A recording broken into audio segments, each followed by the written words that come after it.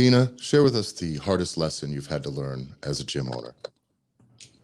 Getting to know my numbers, knowing what's actually going on in my business rather than burying my head in the sand. Well, how exactly does one learn that lesson? Well, I came into it thinking I could just be a coach and help people, but bills have got to be paid, so you need to kind of make sure you know what's coming in, what's going out, because every month is different as well. So that was one of the biggest wake-up calls for me. Yeah. John, you had to build on this one too. Go ahead. Well, as you were as a gym owner, right? You just said I got into it to help other people, but as you quickly realized, if you're not looking at the numbers, nobody is. Yep. What happened? Something happened that caused you to all of a sudden go, uh-oh, I need to be thinking this next level. I can't just be only doing this one thing. Yeah. It happened pretty quickly for me. So before I even opened the gym, I thought, my friends and family would sign up and I'd just have money straight away. And that didn't happen. So I quickly needed to know who I needed to target, how I could get people in, how many people I needed to cover my rent, the electricity, the water. So yeah, it started pretty much in the first 3 months when people just didn't sign up when I built it. Yeah. Yeah, the thing that it's a lie, right? It's a dirty, dirty lie that Hollywood from America has put on the world, which is if you build it, they will come. Right? And they didn't show up. Nothing is further from the truth. Nothing works that way. It's crazy to me. I've developed this theory on that thing. That's that. I really think that that phrase gets put out there to keep people poor. It's crazy to me, that idea, and that's the way I thought business worked forever. I just make my thing. I have my idea, and then I just that same thing. If you build a better mousetrap, the world will beat a path to your door. No fucking way, because a mousetrap costs about 6 cents, and if yours is better and it's $2, and then by the time it has to get to market, it's 15. Nobody gives a fuck about your better mousetrap. It does not matter. It doesn't work. The whole thing's got to make sense from the beginning. And damn it, does that thing suck? You build it, here I am. And then there's oh, that's not the only piece. Yep. It's brutal. Yeah. It was brutal, really brutal. But we've done it with online stuff too, John and I, where we've had clients come in, they want to build a thing, and we help go forward, and we find out we build a thing, programs, courses, whatever, and they're great, except there's no traffic. And it's the same thing with the business where you're oh, here it is. Well, is my traffic making me money? Is the traffic I'm getting enough? Is the walk-ins through the door? Am I closing at low rates, high rates? Am I making a lot of money per transaction or none? Am I stretched too thin? Am I booked completely and I still can't pay the bills? How does any of this work? And all that falls on us so goddamn fast in the gym business because we're too busy coaching. It does. Yeah, it's gnarly. So you referenced how you got started. So maybe take us back to, right? You said you had to figure it out quickly because you built it. Nobody came. So what did that look like for you? What did your place look like? What was the gym? What did you look like? What was what got you started to decide to take on that new role? I just wanted to help people. Honestly, when I got into it, I had a passion for just helping people move their body better. I often reference that it saved me from self-destruction. I won't go into my story, but it was something that I just really took to, wanted to know more about. And I just wanted to be a PT and I just wanted to coach people. It came pretty easily to me. And I saw people doing it pretty badly in the gym that I did train at. So initially just wanted a little PT studio. Yeah. Help a couple of moms out, and that grew quickly into having a gym, having an investor who was my client. My sister got involved, and then it kind of went to shit. All of those sound dangerous, dangerous steps. So deadly. We built it. It was great. 15-hour days were tough. Single mom. The kids were coming with me. I was here 6 o'clock in the morning coaching. had to go back, sort school run, get back, finish at 9 o'clock. And I got burnt out really quickly. And then life happens outside of the doors and you still got to keep it going. I won't say it spiraled. It just kind of pushed me to know my numbers, know what I needed to do, set myself targets. And I couldn't just show up, help people and go home. And I think, so you're taking us on this journey and you referenced the numbers again. So what are the numbers? What are the numbers for you? What were they then? And maybe how have those maybe changed? But what is it that you're focusing so heavily on as a gym owner? For me, it was just paying the rent.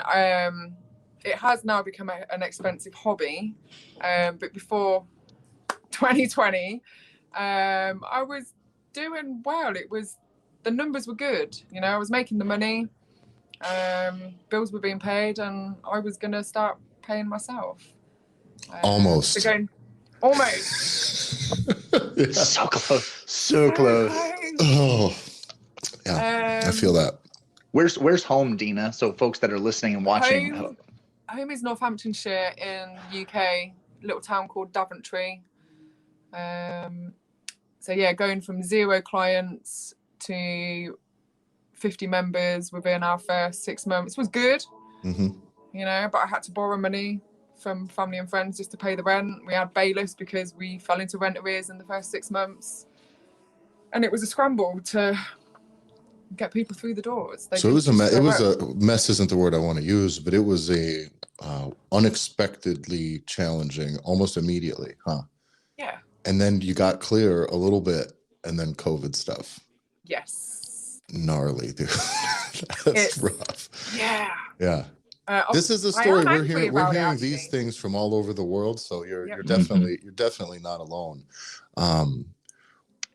What exactly now how your gym came to be though is really what your gym is very interesting to me, because your gym is the model that if I had to open a gym that I would use, meaning there's globogym equipment. Kind of, it's not simply an open space with gyms and barbells. It's not a traditional functional fitness gym on its own, but like combining bodybuilding and globogym equipment, still track work for sled work and things like this. But you've got the setup that if I had to start up my gym tomorrow, equipment wise and flow wise, that's exactly what it would look like for me. So having seen your gym, what's your gym called again? It's Imperial Bodies. Imperial Bodies. Is that it is it's to me that's the style of coaching, the framework with which the tools that I would use if I wanted to coach people. So having seen this gym, there's so many interesting things from a business model perspective and services that can be offered and like specialty types of things that could be built into that thing. That so when I see your gym like on Instagram, I was like, oh, that's there's you have the potential. It's a dope spot. So many of these functional fitness spaces it's a warehouse. And when a person walks in, a person who doesn't know anything about fitness, they walk in and they look around and go, well, what am I paying for here? But you go into your spot, it's like, oh, that looks like things I see in other gyms that do this. And that looks like the things I see in gyms that don't do that. And it kind of seems like a place where you could do almost anything. Yep. That's what I wanted. I definitely wanted people to get up and move. And I think like John as well, and obviously Tyler, I know you from the podcast with Julian at Strong Fit. Yeah. He was one of the first people that I kind of went to see when I qualified in 2015. So I was an early follower of him. Yeah. Loved his principles, got a load of sandbags, got a sled. And I loved the bodybuilding side. Bodybuilding is what got me into fitness. So I had to combine the two alongside a little bit of CrossFit because that's what I loved. It's fun. Yeah, and it's fun and it pushes you. So when I was looking to help people, it was taking a little bit of everything. So it was always varied. You couldn't get bored because once you've done a little bit of bodybuilding, you could move on to something else. So yeah, that's what I wanted to create. And obviously having your numbers, knowing your numbers, I was always spending money to get more stuff. Yeah. To build this space. So I went from a small unit to something nearly triple the size just before 2020 happened. So yeah, I kind of earned money and reinvested it. Yeah. Built an epic perfect. space. Timing's everything, isn't it? Yeah, but it got me so here. How are things, what are at what point throughout all of this, and there's probably a few moments throughout this, but at what point throughout this whole process from starting the gym to location one to things, what moment did it really get real though? Are you like, not only are you like, I'm in this, I'm doing it, it's maybe harder than I thought, but you really dug in, you're like, this still is my thing. When did this be confirmed that it was real as hell to you? Probably would have been about 2018. Paying normal bills was pretty easy. I didn't need to, the money side wasn't an issue. It was pretty successful. I was able to pay a coach. And that's when I was like, I've either got to grow this space or take back time for myself. So I decided to go 24 hours with the help of a lock. So I didn't have to always be at the gym. And I think that just made things worse. So hold on. Well, let's share that, because that. Oh yeah, you have a 24-hour access to.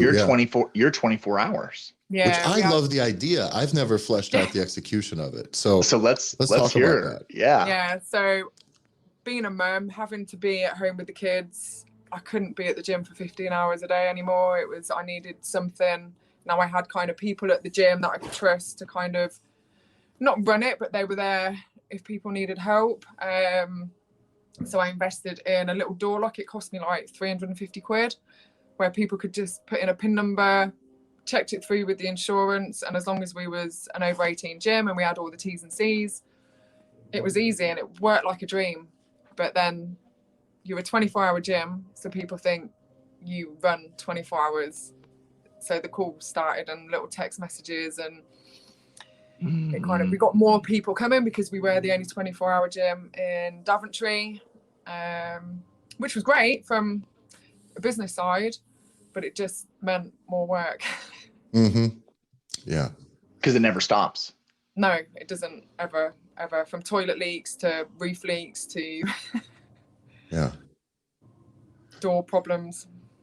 And when it comes to execution, is it still now? Like, is it just you? Like, who's the one that's manning the phone calls and the text messages and the emails and then all those other pieces as you've been growing or as time's gone on? Like, how has that evolved? What did that look like originally? What does it look like now?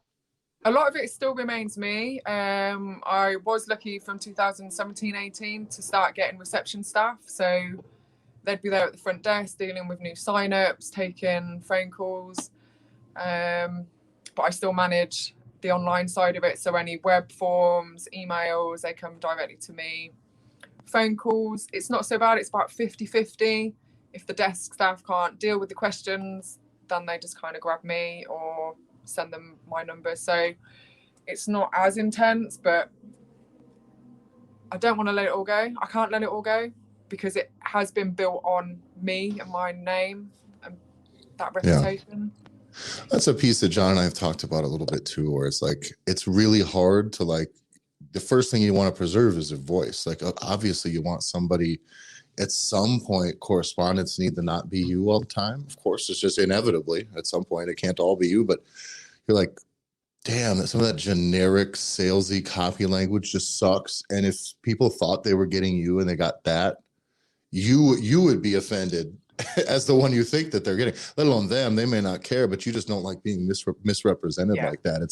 It's really, really challenging. It's the same thing with, I was talking to a friend yesterday who owns a gym, and that like, it's tough because he has full control over the quality of what goes on the gym floor right now because he does most of the coaching. So I know it's good. I know the people getting coaching are getting great work because it's fucking me. It's me doing it. I know this.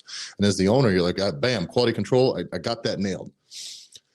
But he said, he's like, oh, yeah, I'm kind of getting at that point where it's hard, and to be able to take a step forward and put somebody who's like less capable than you, or like less funny or less charming or less interesting or whatever it is, you're like sitting there like, shit. And even if it takes a 10% dip in quality, what's on the floor is that you're like, well, but it saves you 100% of your effort. So you kind of have to take that, and then you can coach that up. But that is a painful process. And you got kids. As they get older, that's what this feels like. It feels like your kid's getting older. And you're like, I gotta start nudging a little bit of this away, and it hurts a little bit every time. And some of it you're never going to get back, and you just got to take the good with the bad. It is a really challenging growth process as you have to start letting go of those things within the gym. It's hard. Very hard. Yeah. But like you said, you need to make it happen. Yeah. I think I've been lucky with the coach that I have got helping me on the floor. I don't coach so much in the evenings, but we do 6 o'clock. But again, I've just had to cut back on the classes since we reopened. Yeah. And that's made it easier as well. So just not doing lots of classes in the day. Yeah. It's 1 in the morning, 1 in the evening. But I don't do the evening ones other than on a Wednesday night. So it definitely is evolved. It sounds like kind of the COVID and shutdowns and lockdowns have forced some of that evolution. I want your story to have a happy ending, though. And so as I'm thinking about this, right, in the back of my mind, it's thinking like you went all in, you've been doing this thing, you adjusted, you saw a problem, and then you shifted to 24 hours, and that had its issues. Like, it's always kind of 1 step, 2 steps back. So what keeps you from hanging it up? Like, what is it about your gym that, I mean, really? Yeah. That's it? Like, that's awesome.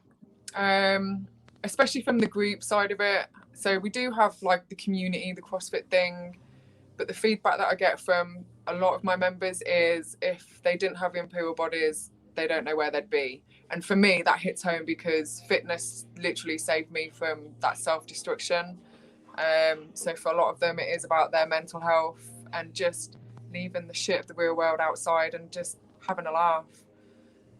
It's not about weight loss. It's not about, being able to lift the heaviest numbers. It's just having fun, chatting, having a laugh, doing something. Yeah. That's why I'm still here. So the same thing that got you in it is the thing that's keeping you in it, which is good. It means you've been able to deliver exactly what you hope to deliver. Yeah. Definitely. Yeah. And it's not marketing. It's not tricks, right? It's not gimmicks. It's these things where it's like, it sounds like this thing is very much like your blood, sweat, tears, time, family. Like it's, there is no giving up. No. Like, it's not a thing. It's definitely coming. Okay, over the last couple of months, it's come close to, do I really want to keep doing this? Because, a lot of us have been thrown into debt. So it's now an expensive hobby. It's something that I'm going to be paying off for the next 3 years before I even take a salary. So is that enough for me? Something's got to give back. So it's get a job and the gym's still here. I'm still making a difference. So that's where I'm at right now. Is making a difference enough? Don't know. I don't want to hang up the door keys yet, and I don't want to quit it all, but that's the point that I'm at. These are the numbers that I'm playing with in my head.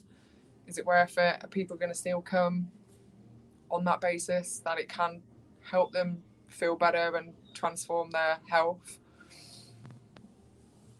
And it definitely is.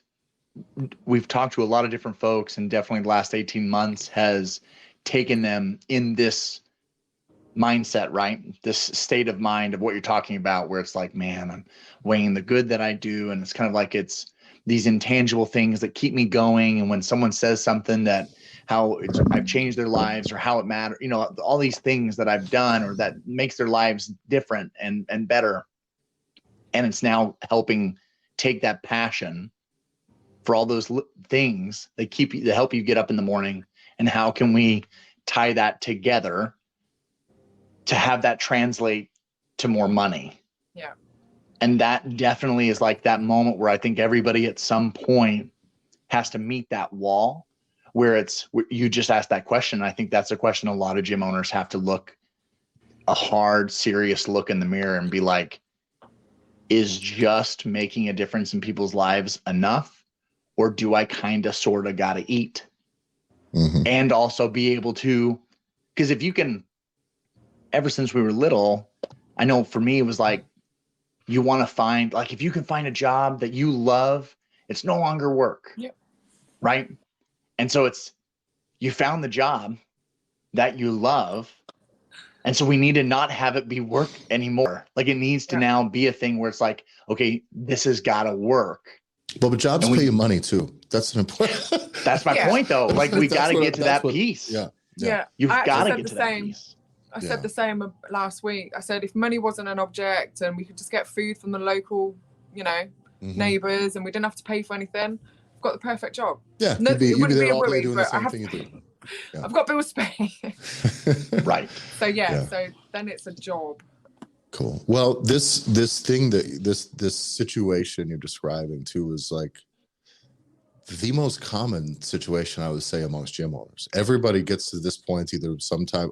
If all the gyms that have ever existed, the ones that aren't still open went to this through this and stopped, and the ones that are still open went to this and through this and kept going. And that's like, I think every single gym owner has been at this point, and that's where John and I kind of had picked up on this project, where we want to kind of like share these stories so people can start to see these same patterns that we were talking about, that John and I have been hearing for years, and so we can go, all right, guys, and because gym owners, these people truly are our people.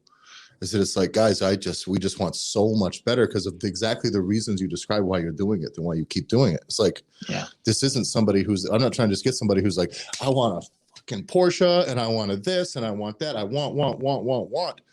Like, that's not what anybody's in here for. And I think as people look in, they're going to see that there's very similar people with very similar passions and a very selfless giving attitude, that at some point they need to start to get it back.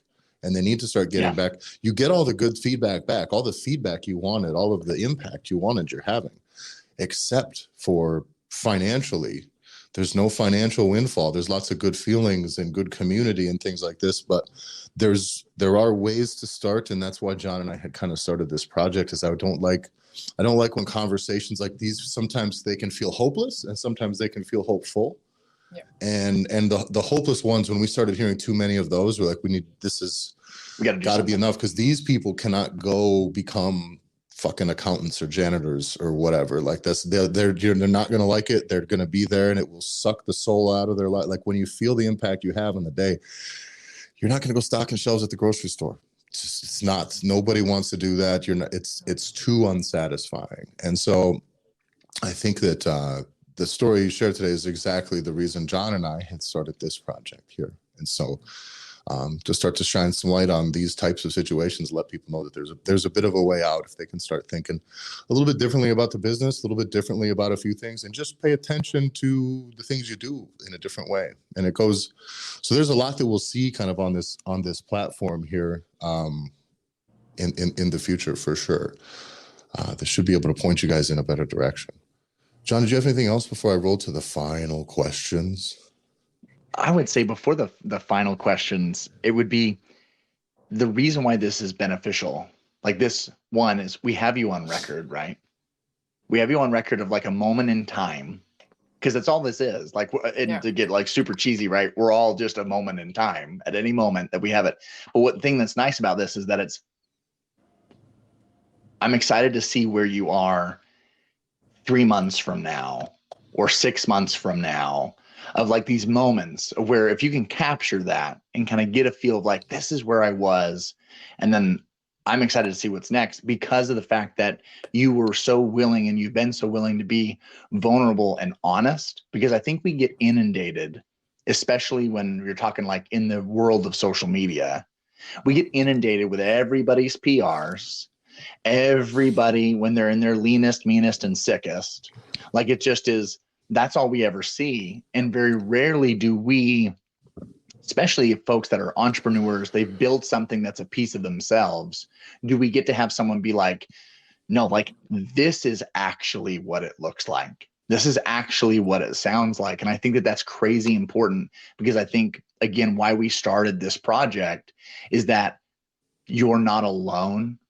There's so many gym owners around the world that are going to feel and think and have gone through or about to go through everything that you've described. And the fact that you're willing to come out and honestly be like, this is what this looks like, everybody, is huge. It's huge, because the value to everyone else is just, it's sky high. And being able to record it, it's more or less just a comment of just thank you for coming on and being able to share that. And I think it leads in to kind of our typical last question that Tyler will hit me with. Yeah. When you survive the COVID squeeze, you survive the startup phase, which those are two, by the way, the starting up your gym and then COVID, those two things combined, I would say, kill more than half of gyms. frankly, right? How many gyms survive 5 years? How many gyms survive 5 years and COVID?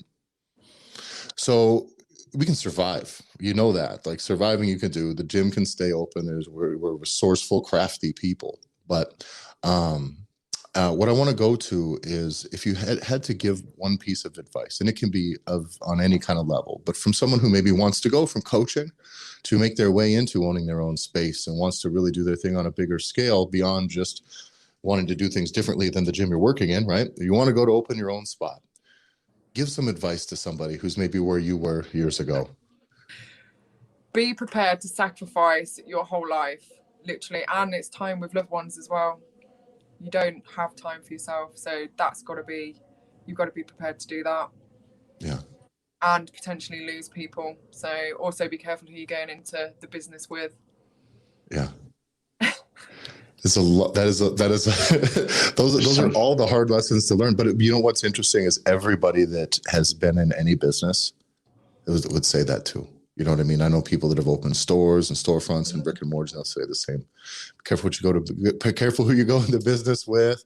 Be married to the thing, because especially in the beginning, we've talked before, if you're starting businesses, I don't start any businesses with a bunch of money. I never have. So it's like, I have to sell my time. It's the only way to do it. And I think I think gym owners very common. It's very common for gym owners to be bootstrapping their projects. And so your advice is almost nearly universal. Yeah, it's not what you think it's going to be. It really isn't.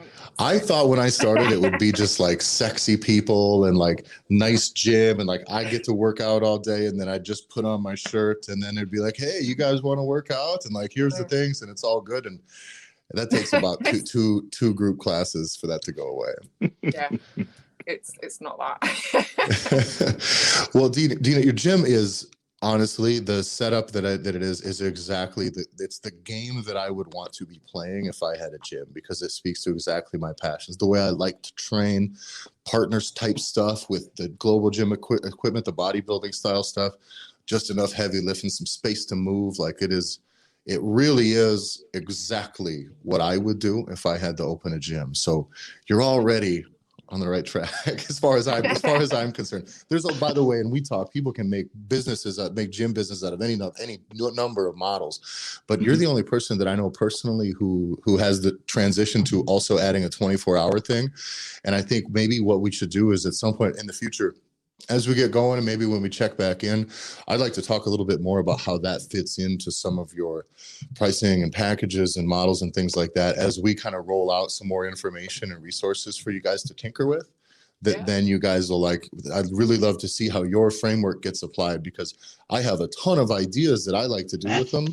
Like this is, I'm telling you, all I do is sit. It's like if I just had a small global gym with a CrossFit gym in it, we're set. And so I'm really stoked to see what you have is a very high potential location. You have a very high potential facility, and you have very high potential personal investment into it. So it's really just a matter of time and lining a few things up. So you've already survived all the worst shit. Yes, I have. There you go. Awesome, Deena. Well, John, how do we find you? How do we find you, Deena? How do people follow you, follow your journey, follow you online? Instagram, it's at Imperial Bodies Gym, and the website's imperialbodies.co.uk. Awesome. Well, thanks a lot, everybody on our end. You can follow the Gym Owners Podcast on Instagram. Go to hackyourgym.com for more information on the other stuff. And if you're listening, get into the Facebook group. If you're watching, you're already in the Facebook group. So thank you. Yep. There you go. All right, Deena. Thanks a lot, and we'll see you soon. John, that'll sign us off for today, correct? Yep, that's it. Thanks, Deena. We'll see you guys. Thank you.